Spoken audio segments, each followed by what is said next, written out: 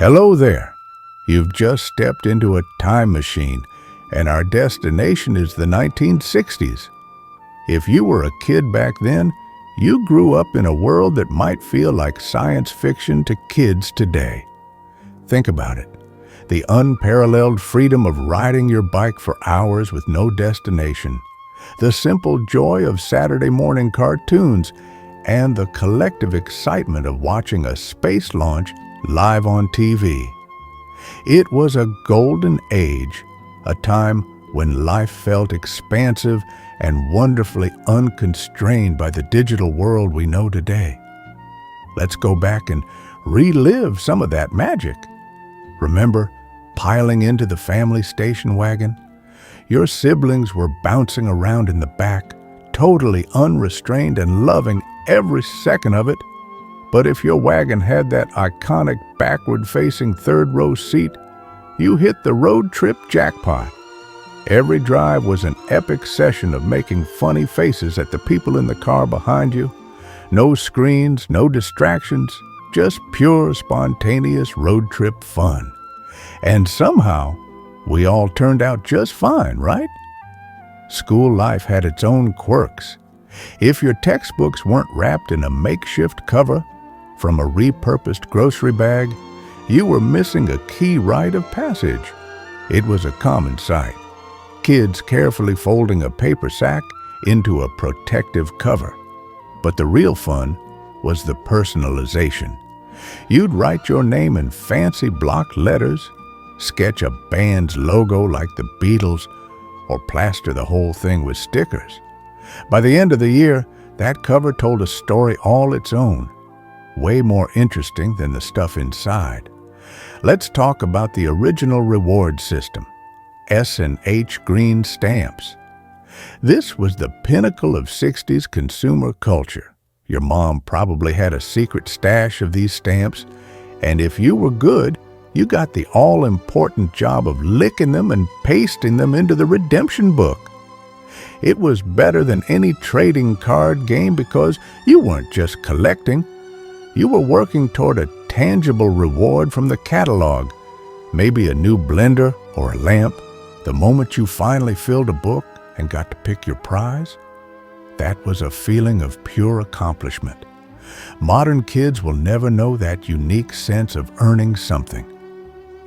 Did you hear about the moon landing? I was watching live.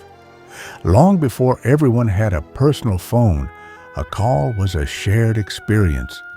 In many neighborhoods, you might have been on a party line, a single phone circuit shared by several homes.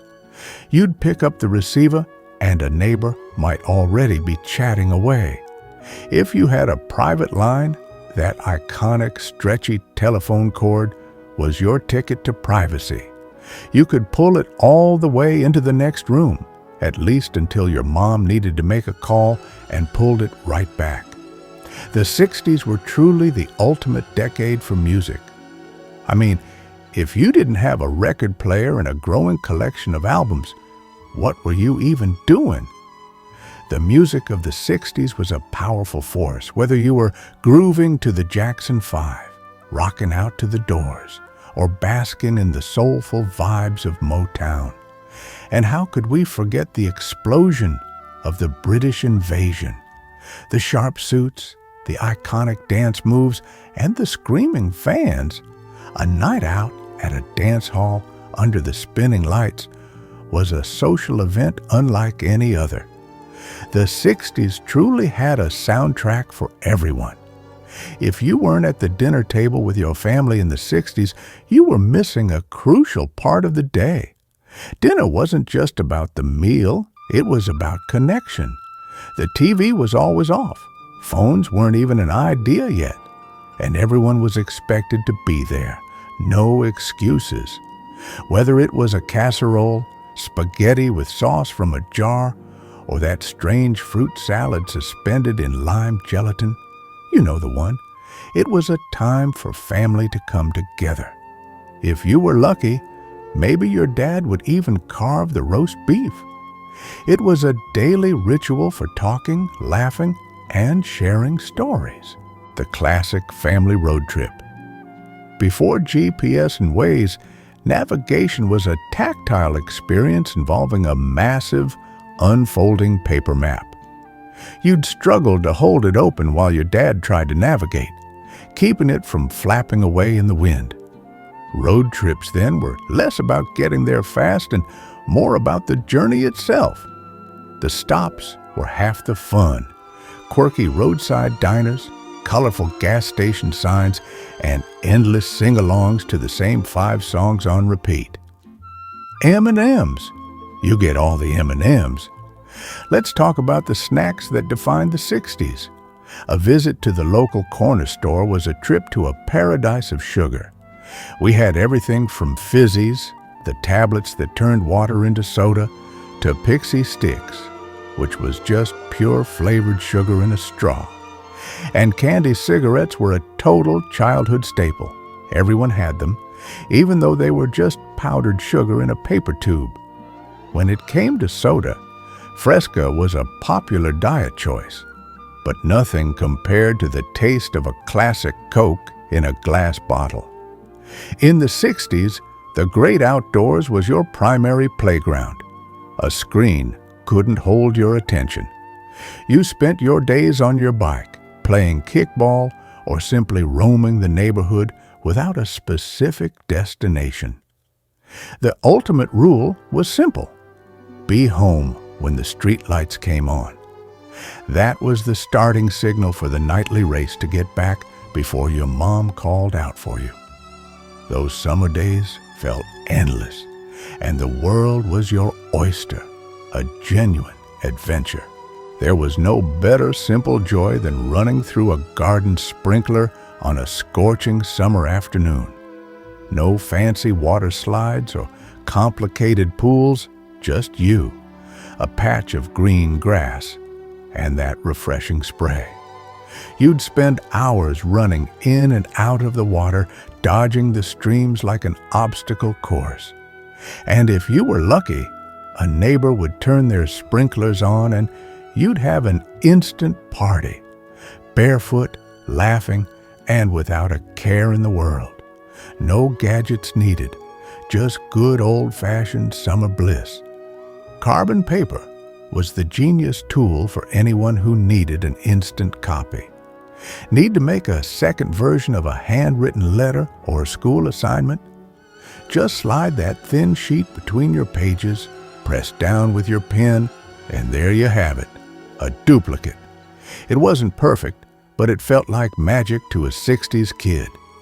The best part was the unique sound it made as your pen pressed through to the second page. Don't worry about the mess. Now, a great breakfast with Kaboom cereal. Saturday mornings were a hallowed tradition. The entire week was a countdown to this moment. Waking up before anyone else, still in your pajamas, and pouring yourself a bowl of forbidden sugary cereal that your mom usually wouldn't let you have. Whether it was Bugs Bunny, the Jetsons, or the Archies, cartoons were an escape. And let's not forget the fun cereal characters like the Trix Rabbit or Cap'n Crunch that made the experience even better. Just cartoons, cereal, and a glorious lack of responsibility. Before everyone had a smartphone, if you needed to make a call, you had to find a payphone. And it wasn't a free service. You had to scrounge up change, a dime or a quarter, and hope you didn't need to talk for long. If you ran out of change, you were met with a series of frustrating beeps until the line went dead, forcing you to hang up and try to find more coins. But when you had just enough, it was a small victory, celebrated by the satisfying clink of the coin dropping into the slot. The local diner in the 60s was the ultimate social hub. If you weren't there on the weekend, you weren't in the loop. You'd meet your friends, grab a milkshake from the soda fountain, and wander the stores, trying on clothes you couldn't afford. The real attraction, though, was the jukebox.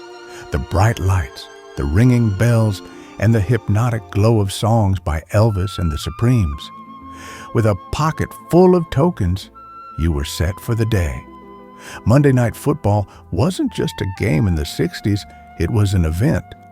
Families and friends would gather around the television as if it were a national holiday. The suspense, the drama, and the legendary voices of the announcers made every single play feel epic. The energy was electric, whether you were on the couch with your family or at a friend's house. The halftime performances, the memorable theme song, and the rivalries made it the perfect way to start the week. The 60s may have passed, but the memories they created are timeless. I'd love to hear your own favorite memories. Share them in the comments below, and let's keep the nostalgia alive.